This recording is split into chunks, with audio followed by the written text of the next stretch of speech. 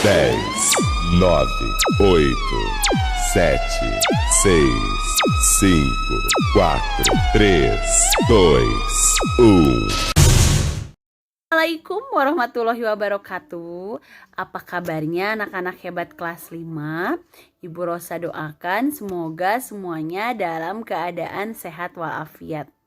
Anak-anak hebat, anak kelas 5, apakah sudah siap untuk belajar hari ini? Hebat. Kalau sudah siap, duduk yang bagus, duduk yang manis untuk menyaksikan video pembelajaran hari ini. Namun sebelumnya saksikan dulu cuplikan berikut dan ikuti ya.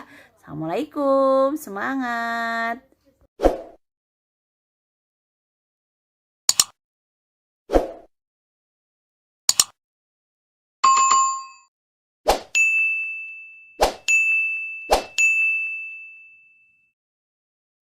Alhamdulillahirrabbilalamin, anak-anak hebat.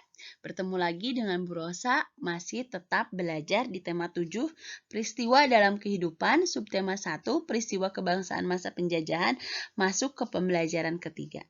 Di pembelajaran kali ini, kita akan belajar muatannya terdapat IPS KD 3.4 dan PPKN KD 3.3. Ingat, sebelum kita mulai belajar, kita berdoa terlebih dahulu ya. Alhamdulillah, anak-anak hebat, jangan lupa disimak video pembelajaran ini dengan sebaik-baiknya. Kemudian buat catatan penting dari video pembelajaran ini, karena di akhir pembelajaran ada latihan soal yang harus dikerjakan. Semangat belajarnya! Adapun tujuan pembelajaran hari ini yaitu ada 2. Yang pertama, setelah menonton video pembelajaran ini, siswa diharapkan mampu memahami perlawanan bangsa Indonesia terhadap penjajah. Yang kedua, setelah menonton video pembelajaran ini, siswa diharapkan mampu memahami faktor-faktor penyebab keberagaman bangsa Indonesia. Baiklah, kita masuk ke pembelajaran yang pertama, yaitu perlawanan bangsa Indonesia terhadap penjajah. Berikut terdapat beberapa perlawanan yang dilakukan rakyat Indonesia. Yang pertama, yaitu perjuangan rakyat Jawa. Di Pulau Jawa, Pangeran Diponegoro memimpin perlawanan terhadap Belanda.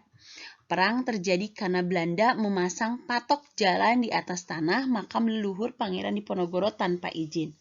Belanda berhasil menangkap Pangeran Diponegoro dengan berpura-pura mengajak berunding. Saat berunding, Pangeran Diponegoro ditangkap dan diasingkan ke Manado pada tahun 1830. Yang kedua adalah perjuangan rakyat Maluku. Tahun 1533, Sultan Ternate menyerukan perlawanan untuk mengusir bangsa Portugis yang berkhianat kepada kerajaan Ternate dengan memonopoli rempah-rempah. Perlawanan kedua terjadi pada tahun 1570. Perlawanan tersebut dipimpin oleh Sultan Baabullah, disebabkan oleh tewasnya Sultan Hairun. Portugis menyerah dan meninggalkan Maluku pada tahun 1575.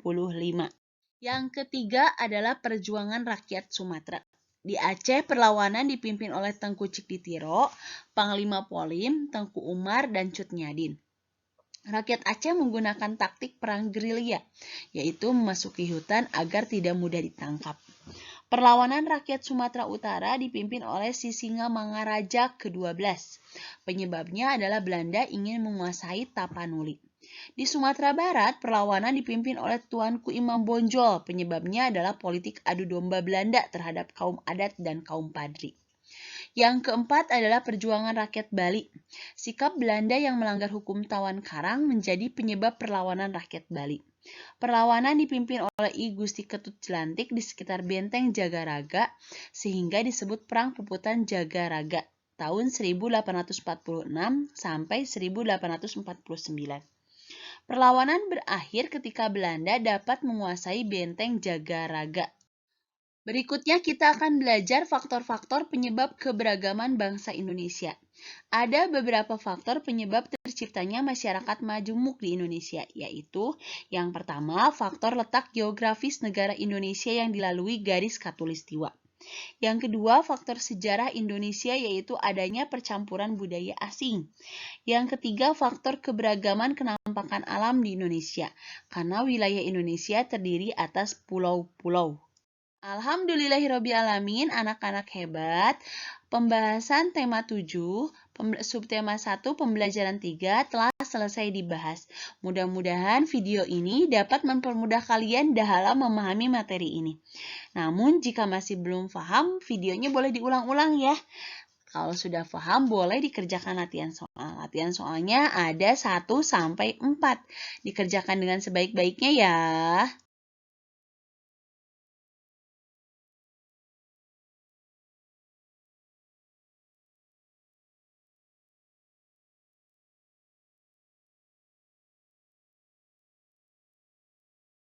Terima kasih atas perhatiannya. Wassalamualaikum warahmatullahi wabarakatuh.